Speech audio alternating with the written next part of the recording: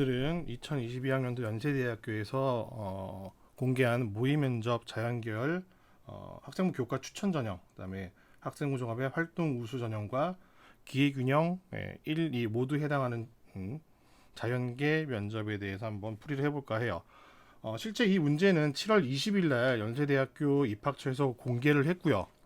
그리고 7월 28일 날 기억이 맞다면 7월 28일 날 출제 의도라든지 이런 부분들이 공개가 됐어요. 근데 많은 친구들이 뭐 좀 어렵다, 보도라도 좀 어렵다, 이 의도로 봐도 어렵다라고 이야기하고, 그래서 좀 풀이가 좀 필요하다라고 요청을 해서 급하게 일단 준비를 했고요. 면접 형태는 예전과 이제 비슷한 형태로 진행됐고, 뭐 나와 있는 문제 형태 유형도 비슷하고요. 따라서 배경 지식이 있으면 좀 좋긴 해요. 근데 이제 배경 지식이 여러분들이 없다고 하더라도, 왜냐면은 내가 선택하지 않는 과학 교과에 관련된 내용이 나올 수가 있으니까 어, 없더라도 중요한 건 무엇이냐, 제시문 내에서 가장 중요한 단어, 키워드 이런 것들을 찾아내서 해석할 수 있는 능력만 있으면 됩니다. 그러니까 결국에는 제시문 읽기만 잘 하시면은 충분히 대비가 잘 될 수 있다. 물론 이제 배경 지식을 많이 알고 있으면 물론 더 유리하긴 하겠죠. 자, 그러면은 제시문부터 한번 살펴보도록 할게요. 자, 첫 번째 제시문입니다. 우리는 물체로부터 반사된 빛을 눈으로 받아들여 사물을 인지한다. 어떤 물체에 빛이 입사될 때 그 물체의 크기가 입사하는 빛 파장의 절반보다 작으면 빛은 물체에서 반사되지 않고 회절을 일으켜 우리 눈에 물체를 보여주지 않고 통과해 버린다. 연못에 던진 돌이 만드는 동심원의 물결처럼 한 곳에 발생한 진동에 퍼져나가는 현상을 파동이라고 한다. 파동이 전파될 때 매질은 진동만 하고 이동하지 않으며 파동의 진행 방향으로 에너지는 전달된다. 파동이 진행할 때 성질이 다른 매질을 만나면 경계면에서 일부는 반사하고 일부는 굴절한다. 서로 다른 파동이 만나게 되면 파동은 간섭 현상을 일으킨다. 일단 여기까지 읽었을 때 가장 중요한 건 무엇이냐면 빛에 대한 이야기가 나오고 그 다음에 파동에 대한 이야기가 나옵니다. 즉 빛의 파동성에 대해서 이야기를 해주고 싶다라고 하는 거죠. 그럼 기본적으로 여러분들이 알고 계셔야 되는 것 중에 하나가 뭐냐면요, 바로 빛의 이중성입니다. 이 빛이라고 하는 게 뭘 갖고 있다? 이중성을 지니고 있다. 자, 그럼 어떤 이중성을 지니고 있느냐? 잘 알고 있겠지만은 여기서 나온 바로 파동. 파동성에 대해서 이야기를 할 수가 있고요. 화면이 흔들려서 다시 파동성. 그다음에 두 번째 입자성. 파리클, 그다음에 웨이브 이렇게 표현을 하겠다고 합니다. 자, 파동성이 있는지 확인할 수 있는 방법은 뭐 때문에 되느냐? 바로 회절입니다. 회절. 그다음에 간섭이요. 그러니까 파동성에 대해서 주장을 했던 사람 바로 호이겐스가 되겠죠. 호이겐스의 중첩의 원리 여러분 들어보신 적 있을 거예요. 간섭 부분에서 이야기하는 거죠. 이제 보강 간섭과 상세 간섭. 이걸 통해서 알 수가 있고, 즉 이 간섭을 갖다 요즘 사용해서 많이 나오고 있는 것 중에 하나가 바로 노이즈 캔슬링 이어폰, 뭐 이런 것들 여러분들이 잘 사용하고 계시는 것들이고요. 다음에 입자성은 뭐로 갖다가 우리가 볼 수 있냐면 광전 효과요. 뉴턴은 빛을 입자로 봤어요. 다음에 질량을 갖고 이야기하는 사람이기 때문에 그렇고요. 광전 효과, 그 다음에 컴프턴 효과, 이런 형태로 갖다가 이런 것들을 통해서 우리가 빛의 입자성을 갖다가 알 수가 있다. 자, 그럼 회절이라는 건 여기 나와 있는 설명처럼 보면 알겠지만은 뭐라고요? 빛이 어떻게 되는 거?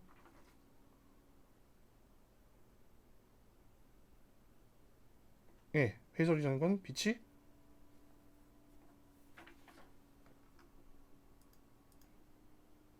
어떤 장애물을 만나거나 조그마한 이제 아주 틈, 슬릿, 이라고 표현하죠. 만나게 되면은 빛의 일부가 이제 그 장애물 뒤까지 돌아 들어가는 현상들을 갖다가 이제 흔히 이야기하죠. 그러니까 파동이 퍼져 나간다. 여기서 동심원 부분에 대해서 이야기를 갖다 하고 있는 거고요. 자, 이런 성질을 갖다 갖고 있어요. 두 가지를 갖다 갖고 있기 때문에 이중성이라고 하는 것은 아니고요. 왜 이중성이라고 하냐면은요, 얘네들이 서로 번갈아 나타난다? 번갈아 나타나긴 그렇지만 어쨌든 하나가 관찰이 되면 나머지 하나가 관찰이 되지 않습니다. 즉 무슨 이야기냐면, 예를 들어서 우리가 파동성이 관측이 됐다라고 하면은요, 입자성이 보이지가 않아요. 그러니까 하나만 보인다라고 보시면 되는 겁니다. 즉 파동성이 관측됐다라고 하는 거는 어떤 경우냐면은 광자의 수가 많고요. 다음에 진동수가 낮을 때예요. 그럼 반대로 우리가 입자성을 갖다 본다라고 하게 되면 입자성이 관측이 된다라고 하면 광자의 숫자는 굉장히 작고요. 진동수는 높을 때 이렇게 되겠죠. 그러니까 서로 이렇게 반대로 갖다 나타나는 형태들을 갖다가 보고 이중성이라고 한 겁니다. 여기서는 가장 중요한 게 바로 뭡니까? 파동에 대해서 이야기를 하고 있다. 예. 입자성보단 파동에 대해서 이야기하고 있다. 이거를 갖다가 먼저 잡고 시작을 해야 됩니다. 자, 다음에 두 번째 지시문입니다. 네. 드브로이는 전자나 양성자, 중성자 같은 입자들도 파동의 성질을 나타낼 것으로 생각했으며 이러한 입자들이 나타내는 파동을 물질파라고 불렀다. 물질파의 파장 람다와 운동량 P의 관계는 아래와 같다라고 되어 있어요. 자, 드브로이가 이 물질파에 대해서 생각하게 되는 이 아이디어가 어떻게 나왔는지에 대해서 보고 있는 거죠. 즉 빛이 이중성을 갖고 있으니까 오히려 입자를 갖고 있는 녀석들이 우리가 흔히 입자라고 부를 수 있는 아이들이 파동성을 갖다가 갖고 있지 않을까, 이렇게 생각을 한 겁니다. 왜냐하면 그 전까지는요, 이중성이 밝혀지기 전까지는 입자성과 파동성은 완전히 서로 반대가 되는 개념이라고 생각했어요. 상반되는 개념이라고요. 그러니까 파동에서 관측이 될 수 있는 것들은, 관찰할 수 있는 것들은 뭐 진동수나 아니면 진폭 이런 것들을 갖다 볼 수 있지만 입자에서 볼 수 있는 건 우선은 질량 아니면은 운동량, 뭐 걔가 어딘지 위치 뭐 이런 것들에 대해서 우리가 이야기를 하게 되는 거죠. 그래서 드브로이의 물질 반대로 역시 마찬가지로 파동성에 대한 이야기를 계속 해주고 있어요. 즉 재심은 가도 파동성에 대한 이야기고 재심은 나도 파동성에 대한 이야기를 하고 있다. 다음에 세 번째 재심문입니다. 자, 광학 현미경은 광원으로 파장 400에서 700나노미터 범위의 가시광선을 사용하여 상을 확대하며 전자 현미경은 전자선을 사용하여 확대한다. 전자현미경의 내부는 전자선을 활용하기 위해서 진공 상태를 유지해야 한다. 세포나 세균, 곰팡이 등은 광학 현미경을 이용하여 쉽게 관찰할 수 있으나 이보다 훨씬 작은 크기의 세포 소기관의 관찰을 위해서는 전자현미경이 필요하다라고 말하고 있네요. 자, 일단은 현미경의 종류에 대해서 지금 이야기하고 있네요. 뭐 생명과학 선택한 친구들은 잘 알겠지만은 지금 요 현미경들을 갖다가 이야기할 때 우리가 LM, 그다음에 EM 이렇게 나눕니다. LM은 이제 광학 현미경 얘기하는 거고요.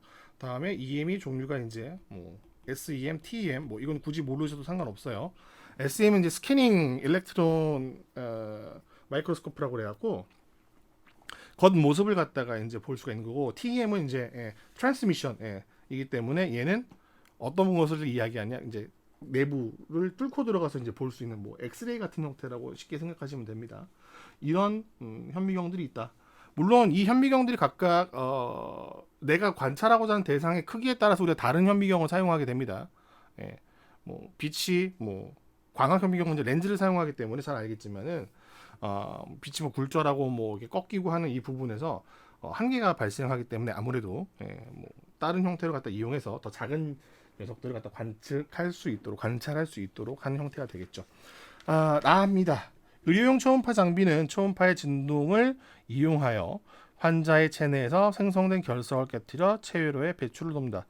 초음파, 소닉 웨이브라고 표현하기도 하고 뭐 울트라사운드 뭐 이렇게 표현하기도 하는데 여러분들이 알고 있는 초음파, 물론 이제 음파를 뛰어넘는 거, 음파라고 하면 우리가 들을 수 있는 이제 가청 주파수 영역을 뛰어넘는 아이들을 갖다 이야기하는데, 여러분들이 초음파는 가장 많이 알고 있는 게 어디 벽에 붙여서 돌아가고 뭐 거리를 잰다라든지 아니면은 초음파 검사를 통해서 뭐가 몸에 있는지 없는지 확인하는 이런 형태들은 쉽게 접했을 거예요. 근데 여기서는 초음파를 통해서 뭘 하느냐? 에너지를 전달하는 형태입니다. 그래서 그러니까 우리 몸 안에 있는 대표적인 게 신장입니다. 신장에 뭐 요로 아니 이런 데 생기는 결석을 갖다 깨트려서 몸 바깥으로 내보낸다라는 이야기를 하고 있어요. 즉 여기서는 지금 다에서는 현미경에 대한 이야기를 갖다 하고 있고요. 이제 여기서 이제 빛의 흐름인 거고, 빛이 어떻게 꺾이느냐 이런 거에 대한 이야기가 좀 나타나기 시작했고요. 다음에 제시문 라에서는 파동이 지금 에너지를 갖다가 전달하는 형태에 대해서 들어오고 있어요. 그러니까 약간의 흐름이 지금 라에서 바뀐다라는 걸 알 수가 있어요. 자, 마지막 제시문입니다. 제시문 말을 갖다 보도록 하죠. 고온의 강원에서 나오는 빛을 프리즘과 같은 분광기를 통과시켰을 때 나타나는 여러 가지 색의 연속적인 띠를 연속 스펙트럼이라고 한다. 이와 달리 기체 방정관을 분광기로 관찰하였을 때 몇 개의 선으로 특정한 파장의 빛을 나타내는데 이를 선 스펙트럼이라고 한다. 선 스펙트럼은 원소마다 고유한 파장에서 나타나게 되기 때문에 우리가 얘를 원소의 지문이다라고 부르기도 합니다. 자, 일단은 연속 스펙트럼, 잘 알겠지만 그냥 고온의 백색광을 프리즘에다 통과시켜버리는 겁니다. 그러면은 각 그 빛이 갖고 있는 고유의 그 주파수에 따라서 굴절률이 다르기 때문에 꺾이는 정도가 달라서 하나의 띠처럼 계속 각각 색이 이제 분해가 된 형태가 되는 거고요. 자, 선 스펙트럼은 좀 다른 형태가 되는 거죠. 이제 고온 기체에서 빛을 갖다 방출하는데 이 빛을 반대로 이제 분광기를 갖다 통과시키는 겁니다. 그러면은 얘가 이제 불연속적 형태로 갖다가 뭔가 나타나게 됩니다. 왜 이렇게 나타나게 되느냐? 이게 핵심이겠죠. 자, 왜 이렇게 떨어진 형태로 갖다 나타나느냐? 아까는 백색광이었어요. 모든 색이 다 들어있는 녀석이었고요. 고온의 기체에서 방출하는 빛이라고 했죠. 선 스펙트럼은요. 따라서 이 기체가 어떤 녀석으로 이루어져 있는지에 따라서 다르게 나타나게 되는 겁니다. 그래서 각각의 원소들이 에너지 준위가 있어요. 고정되어 있는 위치에 에너지 준위가 있는데 걔네들이 같은 위치에서 항상 에너지가 흡수가 되고 방출이 되기 때문에 그걸 활용해서 나타나는 거고요. 참고적으로 이제 알아두면 좋은 게 여기 나오지 않았잖아요. 흡수 스펙트럼. 그러니까 여러분들이 알면 좋은 게 바로 여기 나와 있는 어떤 것들, 선 스펙트럼과 다음에 연속 스펙트럼, 그 다음에 이제 다른 거 하나 이제 흡수 스펙트럼이라고 하는 게 있어요. 자, 흡수 스펙트럼이라는 거는 뭘 얘기하는 거냐면은 자, 고온의 백색광인데 얘도 백색광에서 내보내는 거예요. 선 스펙트럼은 백색광이 아니었죠. 이 나오는 이 빛을 갖다가 저온의 기체를 통과시켜 버립니다. 그러면은 일부 띠가 생겨요. 검은색 띠가 생기는데 이 검은색 띠가 왜 생기냐면은 특정된 파장대의 빛이 저온의 기체에 흡수가 돼 버립니다. 그래서 그 빛이 사라지게 돼서 이제 그 부분만 이제 까맣게 나오는 이런 형태가 돼요. 자, 빛의 파장에 대해서 이야기하고 있고 다음에 꺾이는 거, 굴절에 대한 이야기를 갖다 하고 있습니다. 도대체 뭐 어떤 문제를 내기 위해서 이런 식으로 제시문을 주었는가? 한번 보도록 하죠. 도대체 뭘 위해서 주어졌는지. 자, 문제 1번 봅시다. 제시문 과안을 참고해서 제시문 다와 라에서 언급하고 있는 현미경과 의료용 초음파 장비에 적용되고 있는 기본적인 원리에 대해서 논하여라. 어떤 과학적 원리로 갖다가 지금 이걸 하고 있느냐 라는 거를 말하고 있는 거죠. 자, 일단 제시문 가와 나를 참고한다. 빛의 성질이라든지 파동성 뭐 이런 거를 갖다 이야기한다라는 얘기가 되겠죠. 일단은 제일 첫 번째 LM. 얘는 뭡니까? 빛을 활용하는 거죠. 이 빛을 활용해서 어떻게 하는 겁니까? 이 빛이 렌즈를 통과해요. 렌즈를 통과하게 되면 이 빛이 이제 어떻게 꺾이죠. 두께에 따라서 이제 꺾이는 방향이 결정되고 꺾이게 됩니다. 즉 빛이 굴절이 되고요. 원래 직진으로 나가던 빛이 굴절이 되면서 초점이 변화가 생겼으니까 사물이 확대가 돼서 우리 눈에 보이는 이런 단계를 갖다 거쳐서 보이는 형태가 되는 겁니다. 자, 다음에 현미경 두 번째 광학 현미경입니다. 전자현미경. 광학 현미경 방금 했죠. 전자현미 EM이에요. 자, 이 EM은 어떤 방식으로 갖다가 되느냐? 파동의 성질을 갖다 이용하는 건데 말 그대로 파동 성질을 갖다 이용해서 우리 눈에 보이게 하는 건데요. 자, 요 녀석은 전자빔을 쏴요. 그래서 이 전자빔을 쏘는데 전자선이죠. 쉽게 얘기해서 전자선을 쏘는데 이 전자선이 물질과 부딪힙니다. 전자선이 물질과 충돌을 해요. 그럼 충돌 때문에 반사나 굴절이 발생해서 역시 마찬가지로 사물을 확대해서 우리 눈에 보일 수 있게 한다. 이 부분을 설명해 주면 되겠죠. 의료용 초음파 장비에 적용되고 있는 기본적 원리요. 파동을 통해서 뭐 한다는 겁니까? 에너지를 전달한다. 이 부분에 대해서 이야기를 갖다 해주시면 되죠. 그러니까 물질이 부딪히게 되면은 그때 에너지가 어떻게 된다? 전달돼서 그 물질 자체를 갖다가 에너지 전달돼서 그 받은 물질은 뭐 진동을 한다든지 아니면 그 에너지를 흡수해서 어떤 일이 벌어진다든지 이런 부분을 갖다 설명을 하시면 돼요.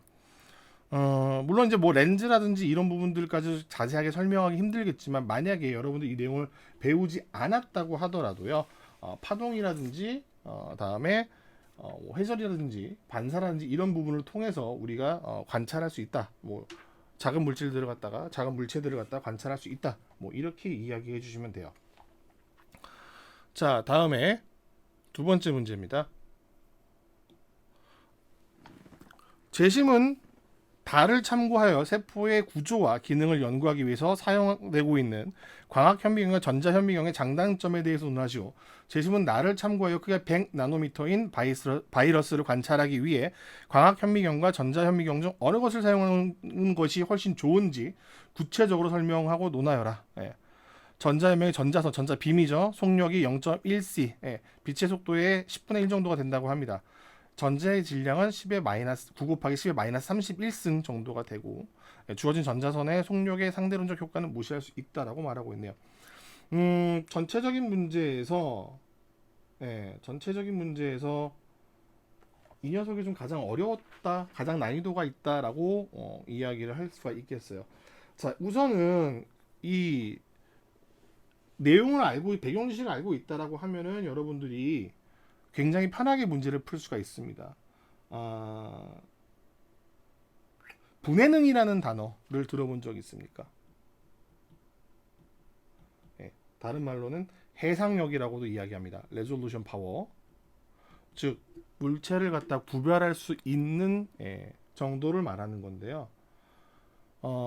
렌즈를 통해서 빛이 굴절한다고 했죠. 근데 렌즈에 부딪힌 일부의 빛은 또 어떻게 되느냐? 회절을 합니다. 그러니까 여러분들이 기억하고 있는 거는 초등학교 때, 중학교 때 뭐 이렇게 렌즈 그린 다음에 빛이 어떻게 두꺼운 쪽으로 꺾인다, 통과해서 나가는 것만 지금 기억하거든요. 근데 실제 여기서 회절이 일어나요. 이렇게 부딪혀갖고. 그럼 뒤쪽으로 전달이 되겠죠. 동심원처럼 퍼져 나갈 거니까. 예.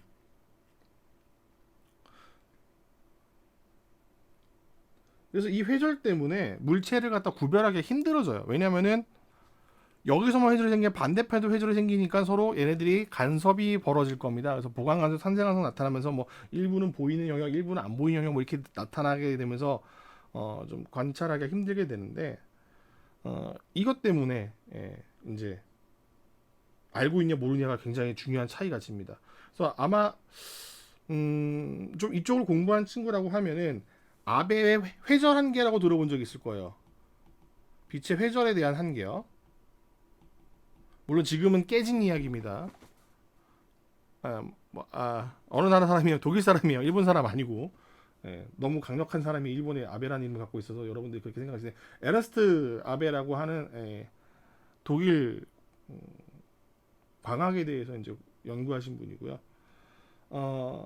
이 사람이 이제 회전 한계에 따르면 이제 어떻게 되냐면은 서로 이제 겹치게 되니까 내가 관찰하고자 하는 이제 물체들인데 각각의 이제 포인트가 두 개의 포인트가 이렇게 있을 거 아니에요. 그럼 여기서도 이제 회전을 통해서 이렇게 나가고 얘들이 이렇게 통해서 나갈 건데, 이게 구별이 되려면은요, 이 두 점 사이의 거리, 이 두 점 사이의 거리가 뭐냐면은 최소 파장의 절반이 돼야 된다는 겁니다. 내가 사용하고 있는 빛의 최소 파장의 절반이 돼야 된다라는 겁니다.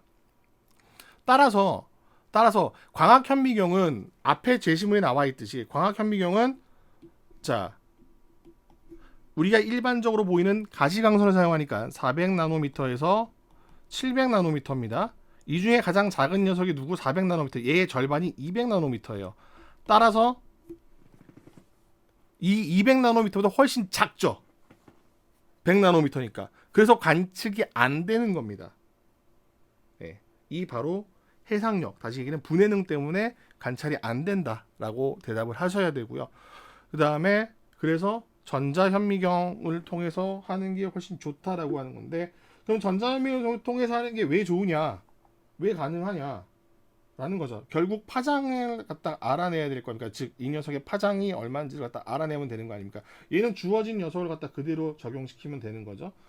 주어진 형태가 요 쓸모없는 그림은 다시 지우고, 주어진 형태에서 나와 있는 식이 뭐냐, 잘 봐서 알겠죠? 람다는 뭐였죠? H 오버 P, P분의 H 이렇게 됐고요.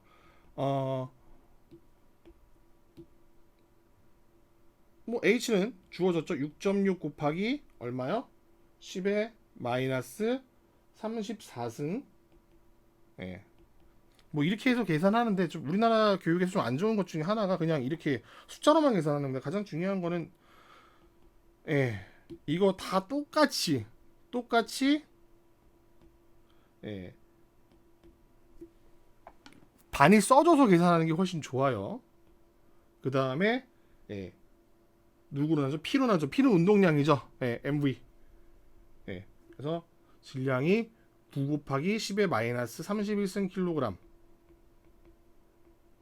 곱하기 0.1 곱하기 C 이렇게 되겠죠? 속도니까요. 그러면 이 부분도 지울게요. 별 의미가 없어서. 계산 한번 해보도록 하죠. 지금 여기서 마이너스 34승, 마이너스 31승이니까 여기 마이너스 3승만 남을 거고요.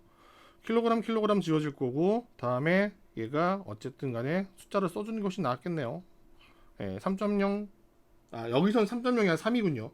3 곱하기, 조심하셔야 됩니다. 여러분들이 알고 있는 걸로 갖다 하지 말고, 제시문에 나와 있는 값을 그대로 이용하세요. 3 곱하기 10의 8승 미터 퍼 세크입니다. 따라서 역시 마찬가지로 미터 퍼 세크, 미터 퍼 세크인데 세크는 날아갈 거고 제곱만 날아가겠죠. 이렇게 되는 겁니다. 즉 미터 단위로 갖다 파장이 나온다라는 형태를 갖다가 알 수가 있는 거고요. 계산을 갖다 한번 해봅시다. 어떤 일이 벌어지는지. 그러면은 이제 날리고 난 다음에 보게 되면은 이 값이 얼마가 되느냐?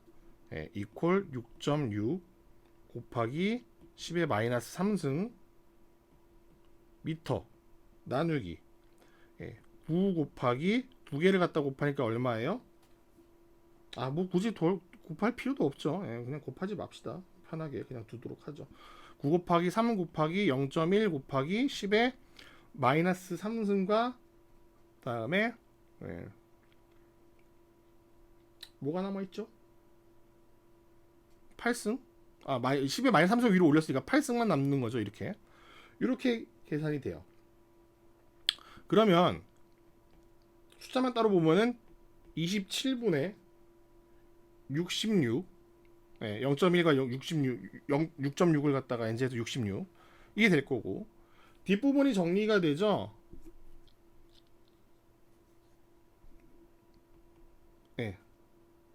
어떻게 정리가 됩니까?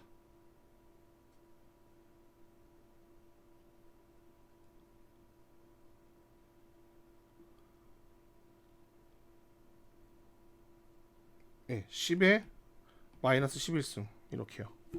정리가 되죠. 자, 그러면